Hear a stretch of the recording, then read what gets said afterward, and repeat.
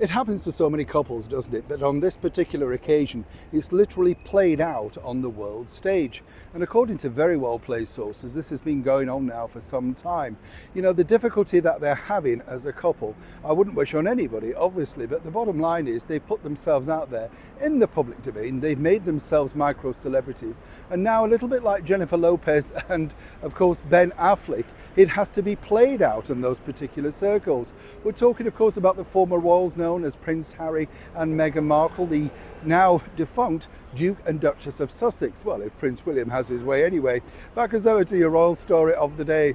A lot of people ask me about these wonderful landmarks, and as you can see, it's Victoria Palace Theatre behind me, a beautiful Frank Matcham theatre built in around 1911, one of his masterpieces. Still looks incredibly delightful inside.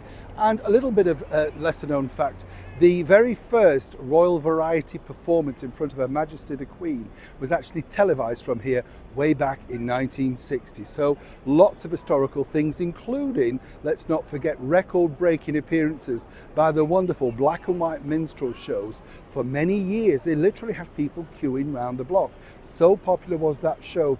Not PC now, but times change, and of course people move on. But you can't forget, as I often say here on the show, those that have gone before us, who've done record-breaking things. Maybe they may say the same thing in a few years to come about these two. Yes? Well, here's where it gets juicy, because quite frankly there are screaming matches and fallouts, and this has been going on for some time. You see, Meghan Markle apparently is reaching out, shall we say, and says people don't understand exactly what she's had to deal with, simply because Harry, as we know, is an unstable person, a lot of mental health issues, which is detailed in docu-series and, you know, online chats, spoken openly about. In the framework of the British monarchy, he was very much cosseted and looked after. People looked out for him, including, very much so, Catherine, the Princess of Wales. Without that support network, obviously you can see him unravelling. One moment euphoric, the next looking in the darkest dumps of despair.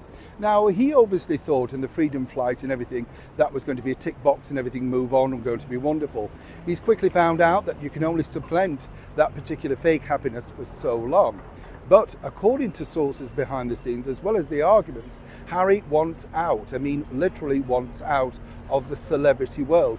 He does not understand why Meghan has lost the impetus, the interest factor of going back to their original dream, which was, of course, simply to move to Africa and rescue animals. This was something that Harry was incredibly passionate about. Anybody else, of course, with a brain cell would have known that this was just a very clever coy to rail you in. I mean, you know, Meghan is a coffee shop, sunshine type of girl, obviously wanted a lot of attention, wears the odd stress patch for some more attention. Harry genuinely is, some might suggest, a rather fragile state.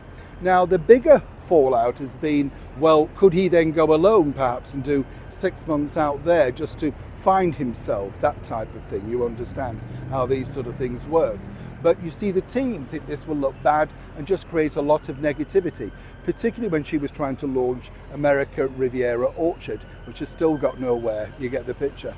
So now the arguments continue, but as sources tell me, if anybody was thinking rather differently, yes, behind the scenes, it's not all rosy and light. Harry has flashes of moments of happiness, but they're now becoming few and far between. Whatever your thoughts on Harry, and I'm sure there are many, you know, one has to think, you know, he tried to chase the dream. It's gone very badly wrong, some suggest. And now, allegedly, you know, he'd like to find a greater peace, one away from the glare of the spotlight. Despite that, Meghan claiming, of course, that her husband is absolutely thrilled to be working in the entertainment business. Didn't paint that particular picture, did it, on these? Neil Sean, Victoria Palace, London.